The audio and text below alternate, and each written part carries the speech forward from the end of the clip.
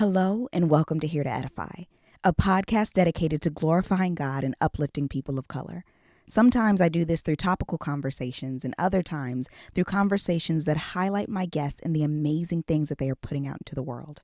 I'm your host, Astrid, and this is episode 11. Here to edify. Here to edify. Here to edify. Here to edify. Here to edify. Here to edify. To edify. Welcome. You are a filmmaker. We've known each other for a while, and I have had the privilege of, for a decent chunk of your journey to filmmaking, been there. But I think that the reasons behind why you got into film, the journey just of getting to this point has been unique, but also just like a really good one. And so I wanted to have this conversation and kind of talk to you and talk through what your experience has been. So I'm going to start with what film or show from your childhood would you say like heavily impacted you, and why? So I wish I could like say a normal child answer, like a cartoon or something. But like when I think about it, I think that The Parkers really was the show for me. Like, I remember being in like 4th or 5th grade or both. Like, I remember like me and my friends referencing the show, and just talking about like some of the funny stuff that we saw on there. But I think like back then, like realistically, I didn't understand or know that the reason why I was clinging to this show was because I felt seen, even in 4th grade. But looking back, I think that I clung to this show so much because it was the first time where I saw a Black full-figured woman live life like boldly and on purpose and love herself. And that was just something that I didn't see before. And so at the 9, 10, like that age, I did not know that that's why I was looking at it. And like, that's why I was like, oh, I got to watch this and all that stuff. But like looking back, like I realized that that's what it was, because I didn't have that. Like I even remember being in high school and like referencing, like when we were seniors, like we got to put like our role models in the yearbook beside our pictures and everything. And I remember putting Monique down as like one of my role models because she was that person. Like she was that person who I saw growing up, who was a Black full-figured woman who loved herself. And I think that that was something that was hard for me to do because I didn't see other people that looked like me doing that, like in media and stuff. So it was like, yeah, she stood out to me. So that show stood out to me. So in light of that, in light of you being a child, seeing this show, and potentially probably not in many other shows or any other spaces, my question is, have you always wanted to be a filmmaker? So, you know, sometimes you find people that it's like, oh, I've always written. I used to doodle stories, you know, in my notebook. Did you see yourself as a filmmaker, or I want to make a film when you were young, or is this something that kind of came about later on? Yeah, so I did not know that I always wanted to be a filmmaker. I remember again, like going back, I don't know if it was 4th and 5th grade again. I don't know, it might have been. I saw my first Tyler Perry play, and like I remember watching that. I don't know, my grandmother showed it to me or something. Like we watched it, and after that, like I have a habit of watching things multiple times, just in general. But I remember I watched that over and over, like when I saw it. And I think it was something so amazing to me. Again, I don't think I knew or understood the concept of representation back then, but I don't know. I'm like, oh, this Black man wrote this. He did this. He wrote the music. He cast it. He did this. He did that. And like that did something to me, even at that young age. And I remember like getting up and getting the DVD. I think I was the only one up that morning. I got up and I played it again. I watched, like, I think it was Medea's family reunion. I watched it again. And I remember sitting there and I was like, I can do this. I can do this. Like he did this. I can do this. I can write a play. And I got up and I went to my computer and I opened a Word document and I started writing a play because I'm like, he did it, I can do this. So that was the first time that I saw myself doing anything like writing wise for entertainment. But I think I started early, like knowing that I was going to be a writer. I knew that I was going to be a storyteller because it was around like middle school. I was writing poetry. Like that's when I fell in love with that. I started writing poetry and I was good at it. Like people were telling me like, oh, like this is good. Like I was writing new poems every day and I was having my friends read them and they were enjoying them. And I was like, okay, cool. Like I'm good at this. And so I was going to be a writer. I was going to write short stories. I was going to do all that stuff. I was going to be a journalist. Like I went through this phase of like, or different phases of different genres, like knowing that I was going to be a writer. It was not until my senior year of college that I knew I wanted to go into film. And then actually going to film school when I realized I didn't want to just be a screenwriter, but I wanted to actually be a filmmaker, like be a part of the actual production process as well. No, I can really appreciate that because I think it really exemplifies the fact that a lot of times what we become, what we do, there is even a process to that. Like it doesn't always come as a package deal of like, oh, I've always wanted to be that. Yes, there are people that it happens for them and that is amazing. But then there are, I would say the larger majority of us where it's just pieces, things that happen in life that kind of, build into what we are. I was watching looking at an Instagram story the other day, and it was saying how Facebook started off as only for people that had a .edu email. So this had to be for people that went to a university or college or university. And YouTube apparently started off as a video dating site. And so just kind of interesting how things start versus how they end.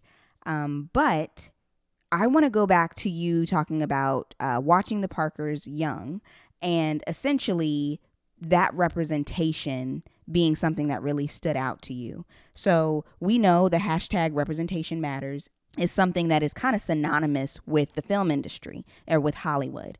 And it's something that I truly believe everyone would affirm is something that we need on screen. Now, as far as that representation being, I'm including these other people, maybe it doesn't always look like that, but there is representation of different forms of stories. And so basically, I think it comes down to needing the representation behind the screen in this so that we can have it in front of. And so in lieu of that, you are now at a point where you're like, okay, my storytelling will be in the form of film. So what void do you hope to fill with the work that you put forth in the film industry? So I think that because the Parkers stood out to me, like in where I'm at now, like realizing what representation is and the lack thereof. I mean, the lack of representation that we see. I think that's right now. Yeah, I think that's the void that I want to fill. Like where I don't feel seen, I want to present myself, I guess. Like I don't see a lot of films that portray Christians as not being cheesy and corny, like or condescending or condemning. So I want to fill that void. I want to present Christians as people, like imperfects, of course. But I am more than what I don't do. I am more than what I don't agree with. So presenting Christians as people. I want to present people of color, but especially Black people, as people, not just people who struggle, not just people who mess up or get in trouble or whatever. Like those are aspects. So like that's a thing that will happen with people. But I want to show Black people as being more than that.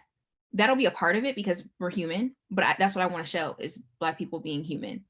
I don't see full-figured women being love interest enough. And so I want to show that. So I want to fill those voids. And like, so those are areas, those are things that that are part of my identity as being a Christian, Black, full-figured woman. And so those are just 3 areas. Those are not all the things that make up my identity, but like those are aspects that I don't see. Those are voids that I see, that I notice and I pick up on. And so I want to present stories that fill that. Yeah, I can really appreciate that because I do think that there is something to be said for being so overwhelmed with like, oh, I got to represent everything. And we just can't represent everything. And that is, yes, in the Black community, but also just in life. Like we can't. We do what we can, but I think the important thing is to empower others to be able to represent spaces that I can't represent because that's not my experience, but you can. And so let me empower you to tell your story. So I think that, yeah, that is just a really good point, that these are three things that exemplify parts of who you are and voids. And so that leads me to, as I said in the beginning, you have had this journey of getting to this point. And so I want to know, what are some of your highs and some of your lows on this journey to being at the point? Yes, you're still at the beginning of your career, but I'm being intentional about like, you are a filmmaker and you know, you had to get to that point. It's not like, oh, you don't matter until you're at the Oscars, because that's not what makes or doesn't make you.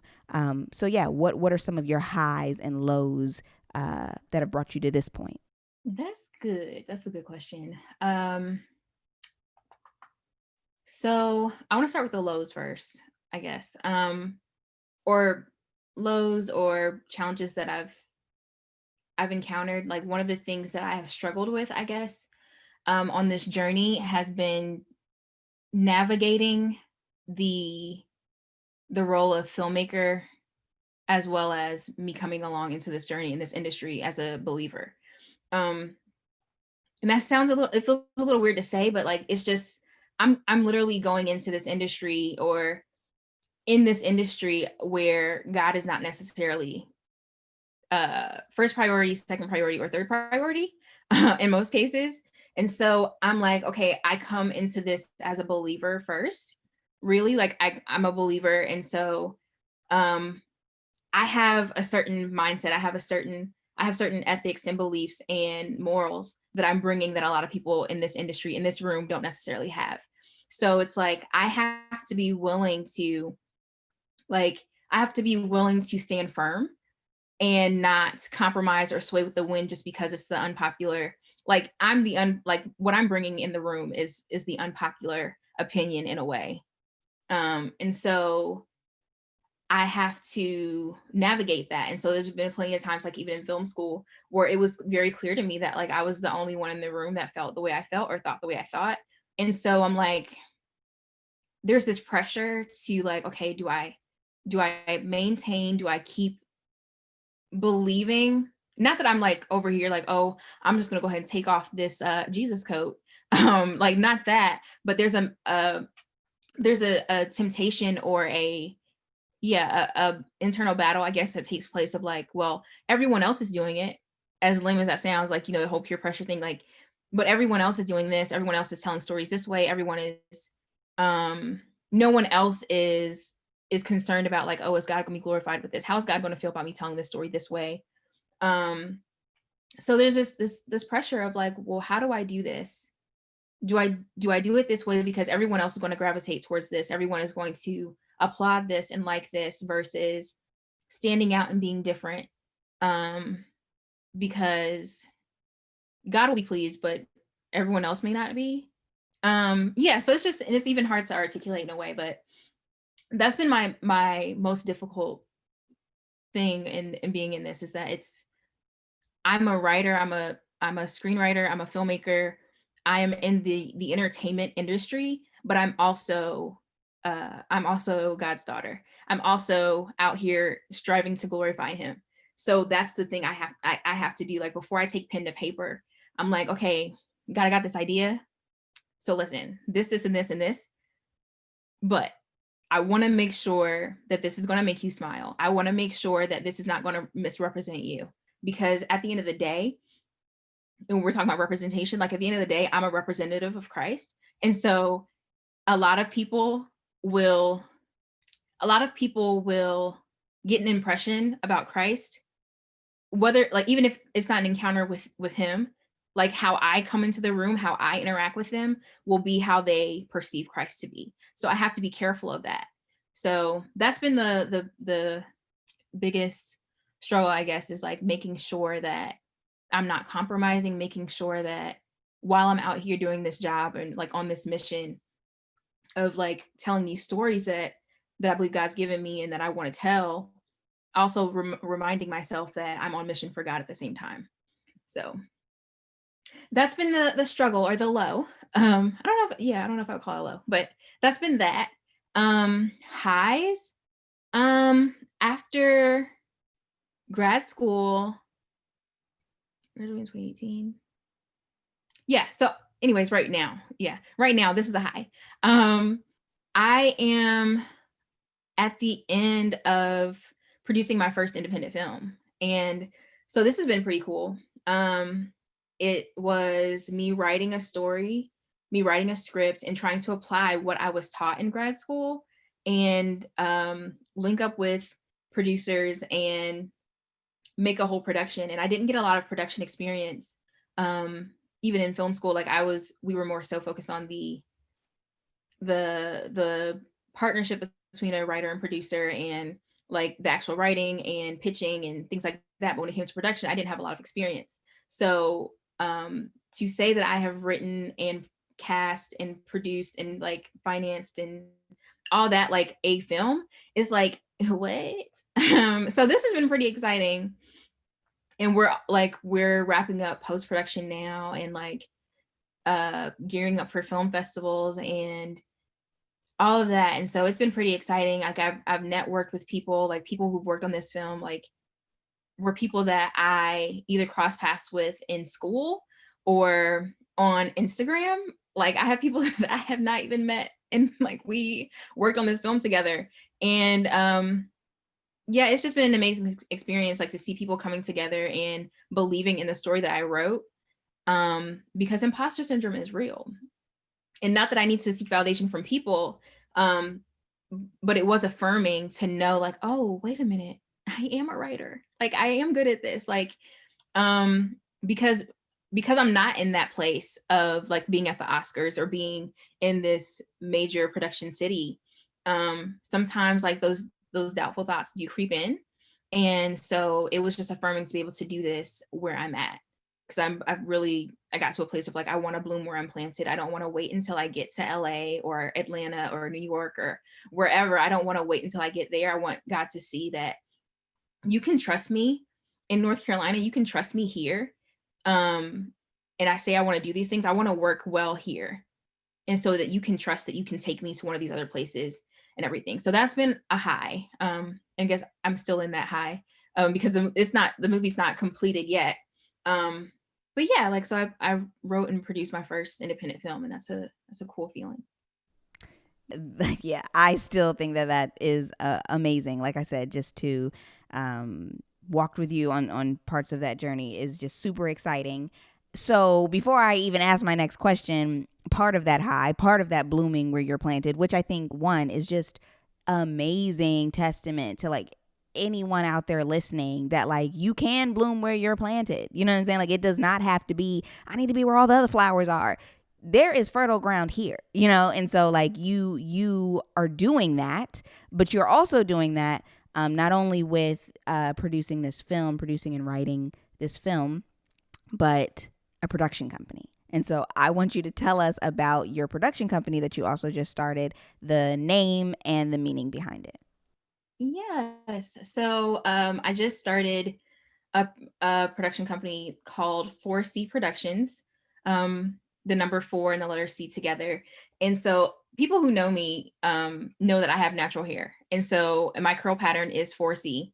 And it's it has been described as been one of the hardest curl patterns to manage or take care of, or something like that. But 4C hair is not necessarily the romanticized curl pattern. It's not the big luscious curls that that people highlight in commercials or on TV and things like that. So it's like 4C hair is not considered it's not what a lot of people would call quote unquote good hair, which is a whole nother conversation for another day. But anyways, yeah, so that's part of it. I have 4C hair, but then also taking the whole thing I was just saying about the way that 4C hair is not necessarily appreciated as being a beautiful curl pattern.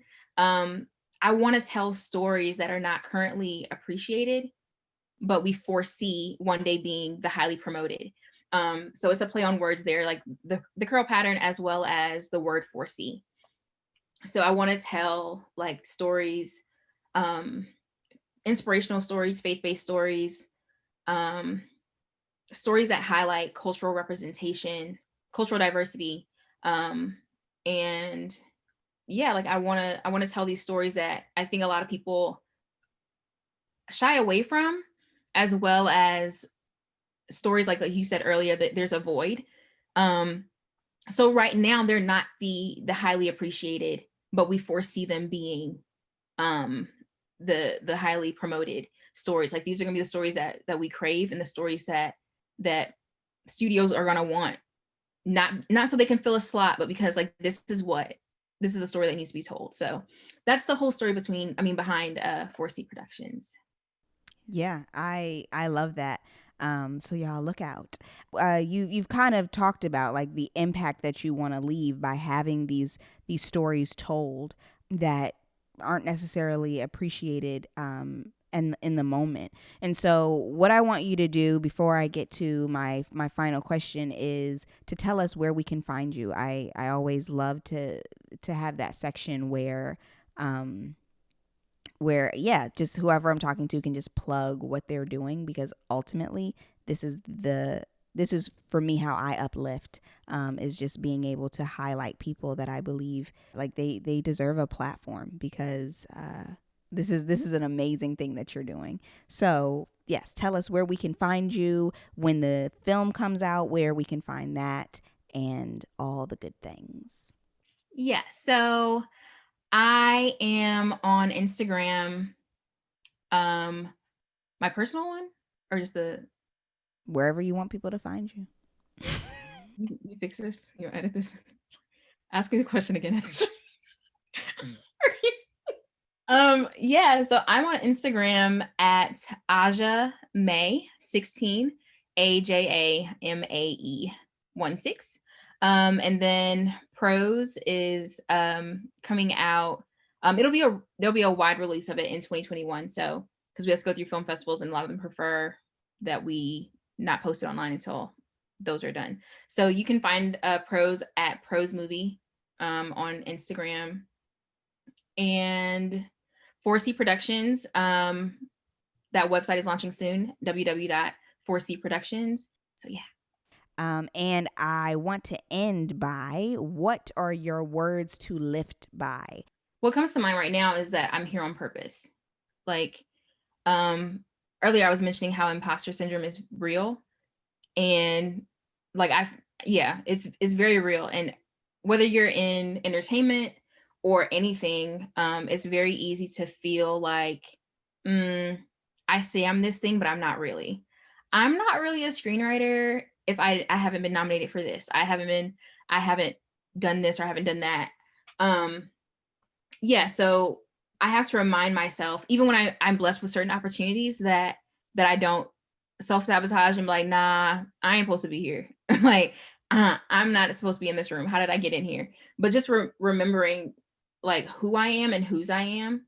So I have to, like, I guess I do play that back in my head, that I didn't get this opportunity myself. Like, God gave this to me, and he's very intentional. So yeah, I'm here on purpose.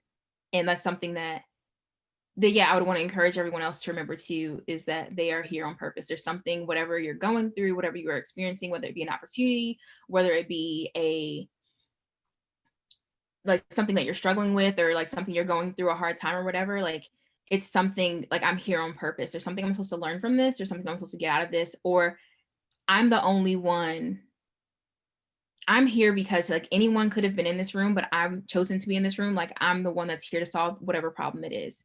So yeah, like I'm here on purpose is something that those are definitely words that I lift by. I love that. Yes. here on purpose. Well, thank you. I appreciate you having this conversation with me, sitting down, making it through without your B. Simone voice. I am thankful. Wait a minute, we still got time. I can I can bring it. Are you gonna stop me? You're not gonna stop me? This is the foolishness that I deal with. Oh man. But yes, thank you. Yeah, this is a good one. I've come to the point where I get excited for my listeners. I'm like, y'all, this is gold. These people I'm talking to have good things to say. So yes, this is good. And yeah, I'm just really thankful for you sitting down with me and sharing your story. Me too. I'm honored to be here. Y'all, she don't really take me out places or like tell people about me. So like I'm honored that she would even claim me as a friend in public like this. So